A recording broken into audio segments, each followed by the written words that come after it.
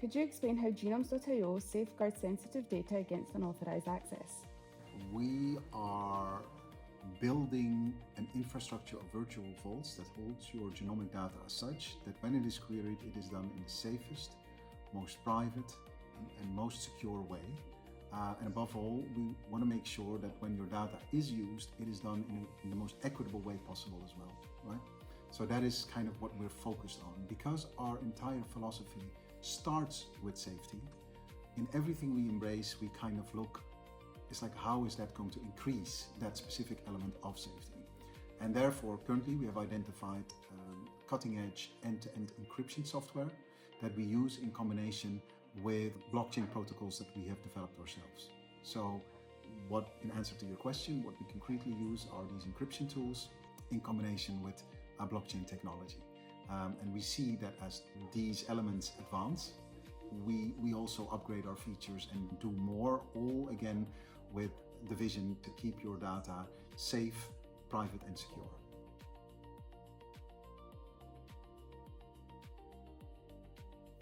How has your company evolved in response to market needs and technological advancements? There's loads happening, needless to say, in the technology landscape, and we continuously try to adapt. In our growth, we would never step away from the previously mentioned safety, security and privacy of your healthcare information. Over 188 million people were victimized just in the last year alone. Their healthcare data was being stolen. That's quite a staggering number. That's also 55 million people more than in the year 2023. And we don't see that number coming down in the year 2025. So we need to act. So when we say technological advancements, we essentially say more safety, more security, so our data can be used in the safest, most private and most equitable way possible.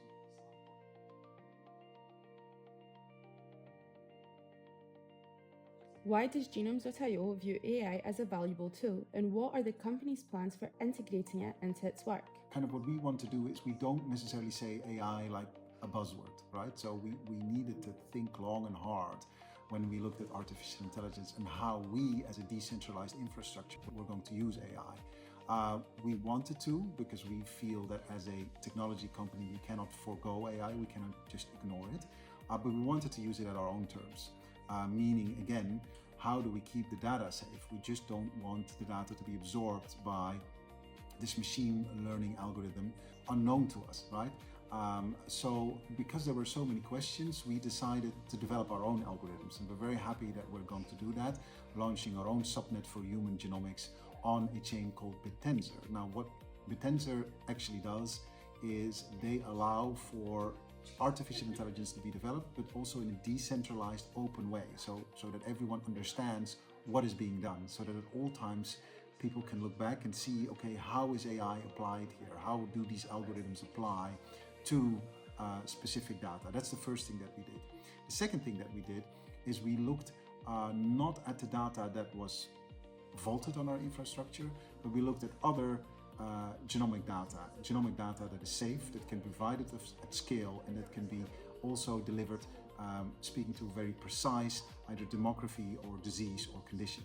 And we landed on synthetic genomic data. And by synthetic, I mean not artificial built from the ground up as artificial data, but simulated genomic data. So based on real life genomic data, but not in violation of anyone's privacy. It is a real genome, it just doesn't belong to a real life human being.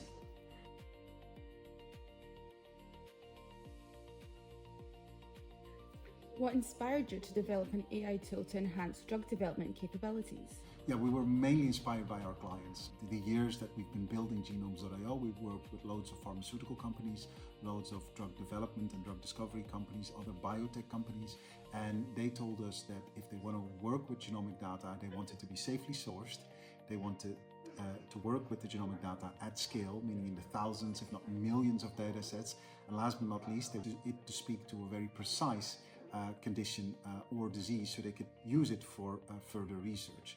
All these three things come together in the previously mentioned synthetic genomic simulators that I spoke about. So that is kind of where our journey started. Like, okay, what is your problem? As our clients tell me what your problems is, and we were very happy to say that with the simulators we can provide a real solution. And what our solution will do is it will essentially offer disambiguation over all these simulators that are out there. They're quite complicated to work with, to deploy, essentially. So what we're going to do is we're going to make that a lot easier. We're going to run loads of data through our algorithms and curate the essential data that our client essentially needs.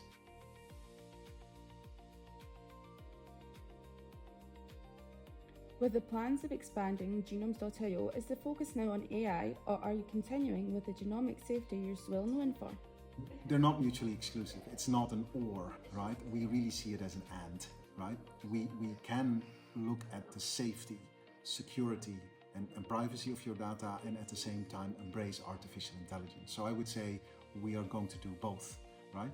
AI is important to us because we're now able to help our clients and take things to the next level, offer a robust intelligence and analysis over thousands, if not millions of data sets. That is something we're very excited by. But at the same time, we're going to keep all the data that is being vaulted on our infrastructure by the thousands, and all the information that we provide to these vault holders, we're going to continue to do that as well. So we're just going to expand basically the area of what we would like to call decentralized genomics. And decentralized genomics, again, needless to say, but I'm going to repeat it once more, is all about the safety and security and privacy of your health data.